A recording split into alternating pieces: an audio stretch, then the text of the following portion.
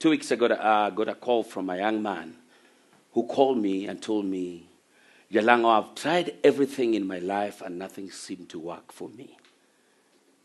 I asked him, how old are you? He told me he's 23. At 23, this guy had already tried everything and nothing seems to work for him. So he was giving up in his life. At 23, I was a fisherman and a fishmonger in Homa Bay town. That is where I began my story. I was a fisherman who would go to the lake, cast our nets in the middle of the night, in the morning pull the nets and sell fish to the women at the shore.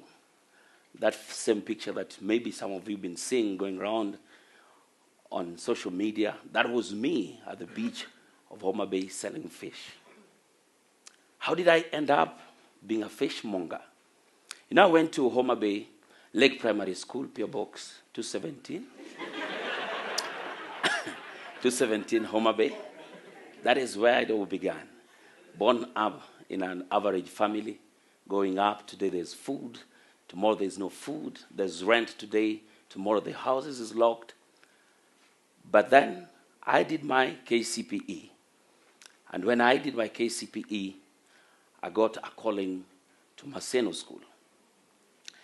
And you know how it used to be a long time, that you could not get a chance to go to Maseno School or any other national school if you didn't have the money or you didn't get there in time or your chance would be taken. So my dad tried to put all the resources that he had together and we headed to Maseno School. When we got to Maseno School, it was a week later. The calling day had gone and I'd lost my chance to join Maseno School. I saw my dad pull my box, I was wearing my Maseno School uniform, and we left Maseno School. The only dream that my dad had, that this would be the way that will open doors for this humble family. We left, and I went to Barkanyango Secondary School, P.O. Box 14, Nyamonye.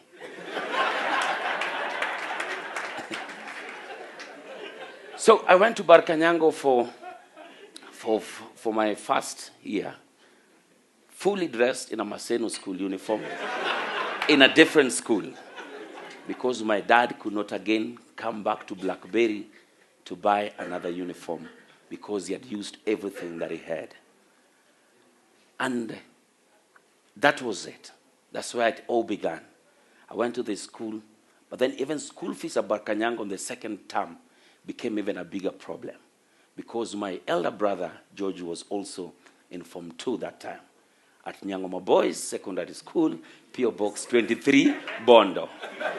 So since my dad had already had a good relationship with the principal at Nyangoma Boys, I was allowed to be transferred back to Nyangoma Boys, and my brother had to drop school so that I could go on because he saw the potential in me better than him. So he gave me a chance to use his school fees in school. At Nyangoma Boys, school fees was not one of those things that my dad had all the time. My dad was that kind of man who would pay school fees with anything. He would bring maize, he would bring firewood. You know how school needs maize. So if I bring maize, that is also school fees. So I used to see my dad come, and he's the kind of old man who will come when people are still in the assembly. And you wonder, why couldn't you just wait? Why couldn't you just wait up to when the assembly is done so that you can push this thing? So seeing my old man and the school team count each and every can of Gorogoro maize, and I knew that that was my school fees my old man was paying. Ladies and gentlemen, each and every single day, I knew that I had to make this chance count for me. I did my KCSE, and at Nyangoma Boys, being the average school that it was, things like Bunsen burner, we saw the day of the exam. This is very true. You walk into an exam, okay, it is burning, hey. What do you do with it? A friend of mine mixed everything and it exploded. He said, observation explosive. Because he had never seen it anywhere. He had never seen these things anywhere. Ladies and gentlemen, I got C+. Luos don't fail. I got a very strong C+.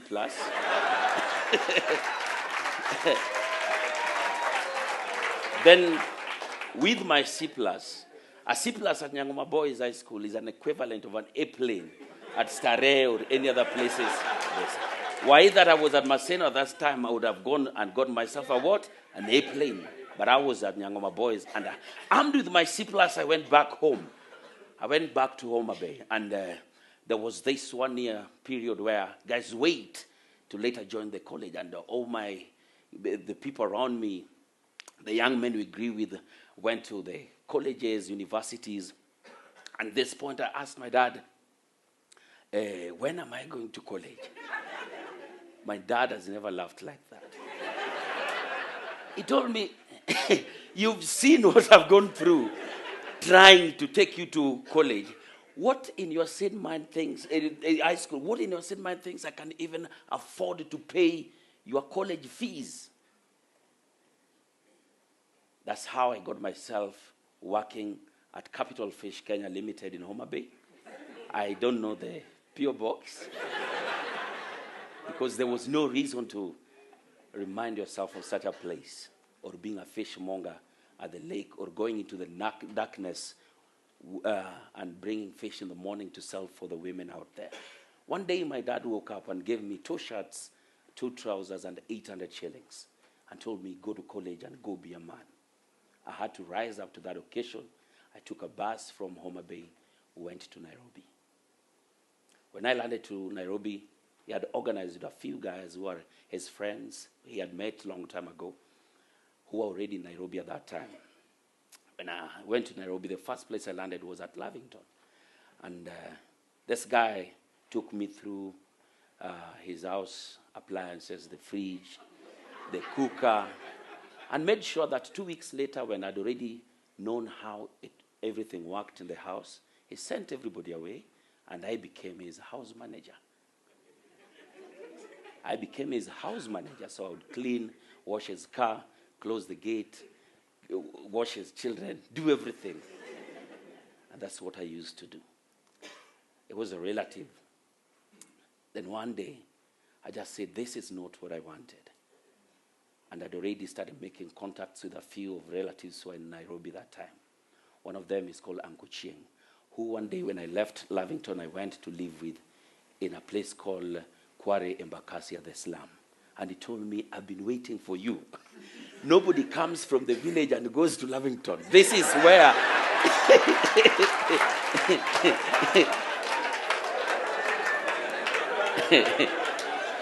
this is where it all begins. This is where it all begins. So I started staying with him in his house. In his house, that's where I stayed with him. But I knew that I had this passion of acting, which from high school and everywhere, I knew that this is what I wanted to do. But then through acting or wanting to go, I didn't know where to start from. And even before I started going to the National Theatre, I'd done every single manual job in Nairobi. Mjengo, osha gari, kwanza mjengo mbaya, ile ya kubomoa. Wacha kujenga. You know, done almost every single manual job just to try to make sure that we had food on our table. But I give it back to Uncle Chieng, who each and every single time, even after working at industrial area, still used to give me fare to go to the National Theatre to pursue my passion. So one day, I got a chance to the auditions. And when I auditioned, I was taken to the second cast. There's always the first cast and the second cast. So in case the first cast, somebody gets sick or ill, you can always take the role. And we were doing the set books. This was after almost 3 years. Nobody was getting sick or getting or leaving. Nobody was leaving from the first cast. So I was back and forth, still going back to doing my manual jobs, coming back to the National Theatre without giving up, knowing where my passion and what I wanted to do was lying at that point. So what happened, one day we were doing the set books, and the students came in large numbers, and the show was really big. Then everybody was paid. And one person in the main cast decided to go drinking that night. So the next day, the students came again. It's a big show, but this guy is missing. And he was playing one of the lead roles in that show. And because the students had to go back to school and time was running out, I got a chance to step in. And I told God, this is the only chance that I've been waiting for. Give me the courage to prove that, you know what, I'm already and ready for this. So everybody in the cast said, let's see what this guy will do. So they came by the wings of the theater or the curtains to see how I was going to spoil their big play because I was a no one. And to date, I still remain one of the best Swahili narrators at the National Theatre. Because when I got on that stage that day, I gave it my all. And to date, I still remember every single word of that show. I went on that stage, and it was the opening, and I said, karibuni sana katika mwisho wa kosa. Ni riwaya iliyoandikwa na Z Bruani na kuchapishwa na Longhorn Publishers. Na kwa idhini ya Longhorn kunakiliwa kwa tamthilia. Naye Bwana Jasper Okda, mkurugenzi wa kikundi maarufu Jicho 4 Productions. Kikundi kinachojishughulisha na uigizaji jukwani vitabu vya fasihi katika shule za upili nchini Kenya. Ili tujue ni msika yupi aliyotenda kosa lipi na vipi na lini na kwa nini. Jiunge nasi toka hapa hadi ufuoni mwa bahari. Meli yetu, you understand?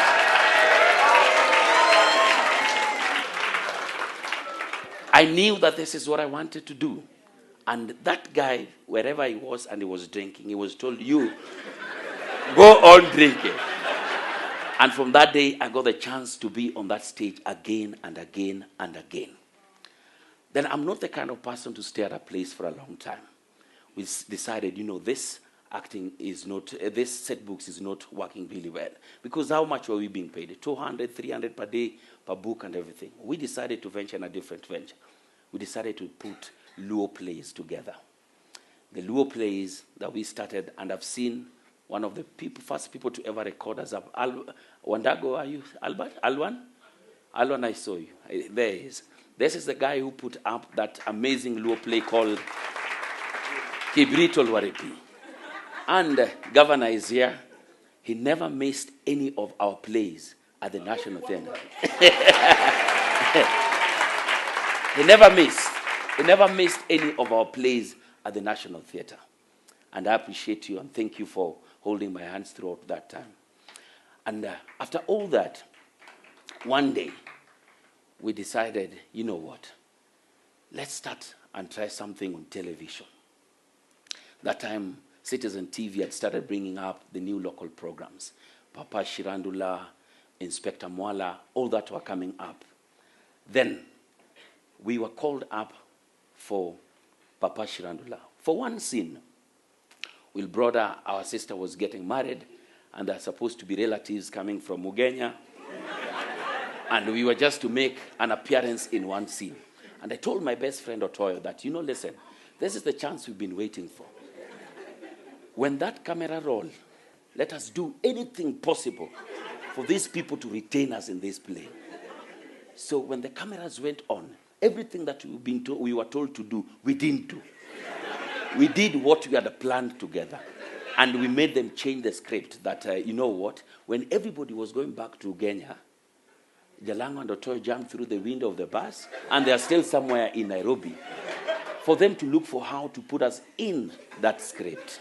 You see, that gave me one very big lesson, that anytime you get a chance to do something, do it and give it your all. You only have two chances. You either do it or you don't do it. There's never doing it, oh, kidogo, kidogo. No. Give it your best. And things happened very quickly. Things happened and turned very quickly. At the same time, we were just starting to make our names on this show. Nyambane had just left Kiss 100. And Kiss had called out for the search of the person to replace Nyambane. So you know how KISS was big and is big at announcing such a vacancy. And people came, 1,001 of them. And the first thing that happened is a crowd like this, they came out and said, thank you so much for coming. If you have a degree, step to the left. If you don't have, step to the right. Remember, mimi na degree.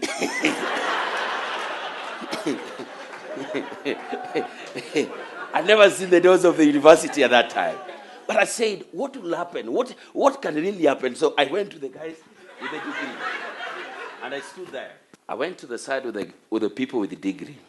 And I stood that side. Then they came again and said, if you have a degree, thank you so much for you people who have a degree, but if you have a degree in media-related studies, stand to the left. If you don't have, please, thank you for coming. Oh. I went to be with the people who had a degree in.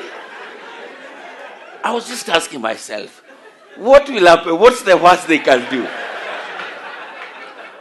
Then they asked and said, now, almost to the last part, if you have a degree, and it's a degree in communication, and now, if you've been in any radio show or TV show, move to the right. I went to the right, and other people left, and we were left, 7 of us out of that 1,000 people. Now it was the time now to face the panel. Remember, I don't have anything these people are asking. Confidence, my guy, confidence. Confidence. Confidence. What's the worst that can happen? Nothing. They'll just tell you you are not qualified. But I said, let me see what happens to the inside these interviews. So I went and they quickly ask you, please bring your papers and everything. Introduce yourself as you. I told them, first, thank you so much for this opportunity. I don't have anything you've been asking for, but I think I'm the person you're looking for. All of them went quiet. And a man called Patrick Wako PQ, the owner of Radio Africa, told me, I think I like this guy.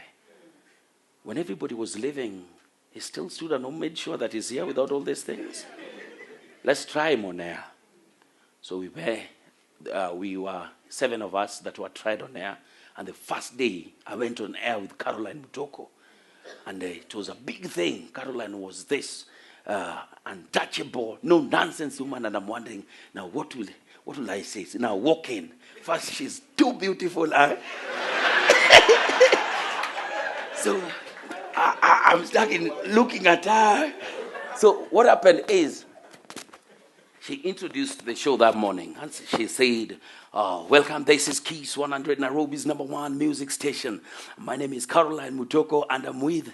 So I went blank. And she told me, speak, young man. I told her, woman, where I come from, women do not speak very loud to men. Reduce your volume.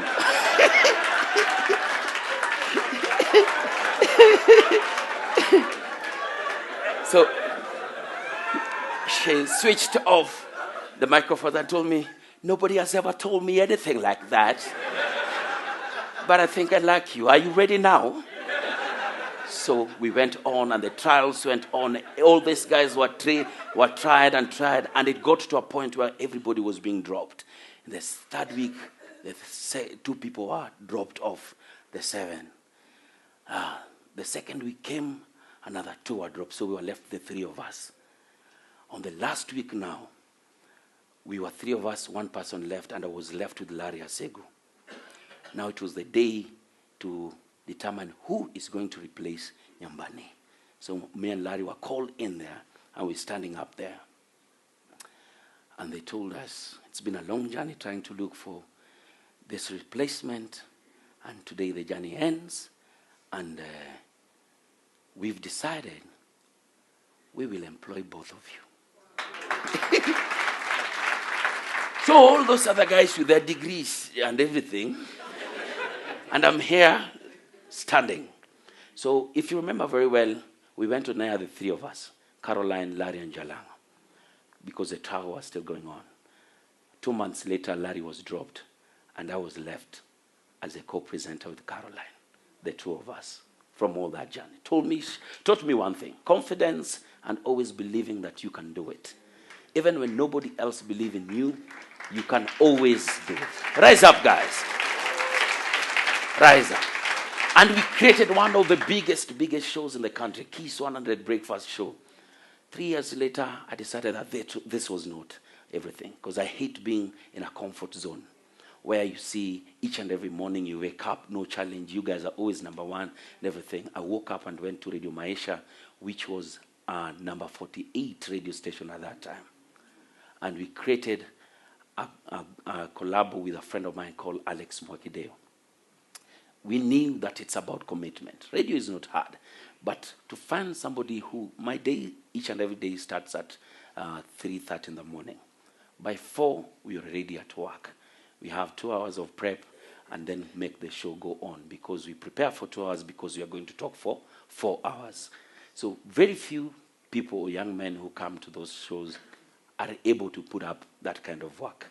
The discipline and making sure that wherever you are, make sure that you show up. We created this show. The first quarter, we were at number 28. We said this thing can be done. Then we came to number 17, to number 18. On the second year, on the last quarter, Radio Maisha was number 1 morning show. And to date. Then when it became number 1, I said, why not? Let's try something new. That's where I am now with Jeff Koinange at Hot 96. Still pushing and making sure that I'm building my brand each and every single day. But the saddest thing that happened to me, that same day Caroline Mutoko told me that, you know what, you've been taken in as the replacement, is the same day my dad passed on. I really wish that he was able to be here today to see what all this. But he wrote for me a letter before he died and told me, make sure that you build your mama a house and make sure that your siblings go to school. I got my mama a modest place back in Shags, where she lives, and my brothers went to school, and that's why I'm in college right now, making my degree. Hopefully enough, I will graduate in 2019 if the strikes stop. But if they eventually stop. But to me, giving back and making sure that against all odds, you can always still stand up and become what you do. Nobody has ever known how little my education is, for that matter. But I stand and inspire so many young men here in Kisumu who I still look back to, and I've always made sure that whatever little I can always come back and bring back to Kisumu, I've always done. I have a few investments down here that I've got guys who actually work with us here and make sure that I inspire them to be what they want to be in life. In Nairobi, I do that morning radio show, but I run a company called Arena Media. Arena Media is a below the market and above the market advertising agency. We are big in TV advertisement. We've created some of the biggest brands out here and marketing strategies out here for so many big brands. How did I start Arena Media? I used to be called to MC events. Then I would wake up and say, you know what? There's somebody who brought the speakers and the sound. So I would go and tell the person calling me to MC and tell them, you know, I don't use any other person's microphone. I use my own. So they would hire me plus my sound. Then later I realized, there's somebody who was coming with photography. So I tell me, you know, there are some cameras that do not work very well in event. So if you want me in your event, you take me, myself, my sound, my camera. I didn't have a band, but I could go and hustle a band and make them my personal band and tell them, you know what? So from today, whichever show we are going, I'll always be going with you if they need a band. So anytime I went to a negotiation table, I would sit down and tell them, if you want me to MC your event, I come with my band, my photographer, myself, my sound and everything. So we all got all that together, and that's how we started supplying sound, stage and everything. That told me one thing: when you see an opportunity somewhere, grab it and run away with it. There's always big opportunities up here. And Kisumu Kisumu is just starting up, and we do very good jobs. One of the jobs we've done was actually for Archie back in 20, must be 2010, 2011. 2011, we did one of the biggest advertisement for them for Pangoni Resort Hotel in Mombasa. And it was a big thing. From that, we've created some big advertisement. Usiseme maziwa sema? Tissue, sio tissue, tissue ni? And you see things like that, and people relate with. And we've created brands out there from little thinking and making sure that no opportunity passes us. Kisumu, rise up. It is our time. Thank you.